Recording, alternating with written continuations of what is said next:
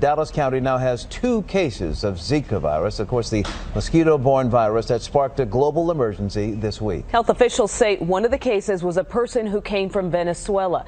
The other case was sexually transmitted right here in North Texas. We're working to find out if the 2 are connected. Health and wellness reporter Sonia Azad joins us now with much more information. Sonia, this is rare. That's exactly right. It's very rare. And first of all, we want to stress that the Zika virus is not deadly, but it has been linked to birth defects. So in this Dallas County case, the CDC says there is no risk of a developing fetus, or to a developing fetus.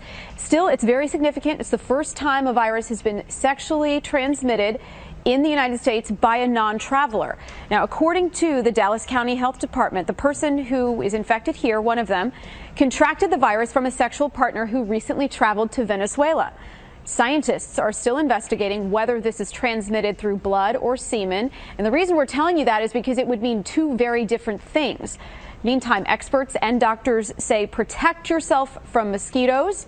Don't travel to the affected areas in Central or South America, Mexico, or the Caribbean if you're pregnant or if you're trying to get pregnant in the next few months.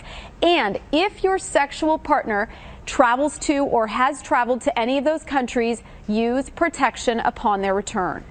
If a person is traveling to one of those 26 countries that have been declared by the Pan American and World Health Organization to be transmitting the disease, mostly in the Caribbean and South America, they should use condoms for their sexual contacts until they are well beyond the period where they could have acquired it or transmitted it. Incubation period is probably 1 to 2 weeks. So if you've been back 3 weeks or 4 weeks, you're probably not at risk any longer.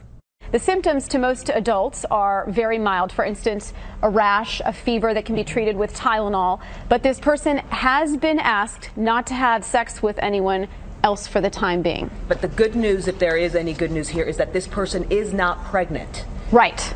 No threat to any fetus. Because as we know, the danger really is to the fetus of a mother-to-be, because it can cause brain defects, it can cause microcephaly, which causes children to be born with smaller heads. So that's the real danger here. That's why so much over and over we're hearing pregnant women who are trying to get pregnant should not travel to these affected areas.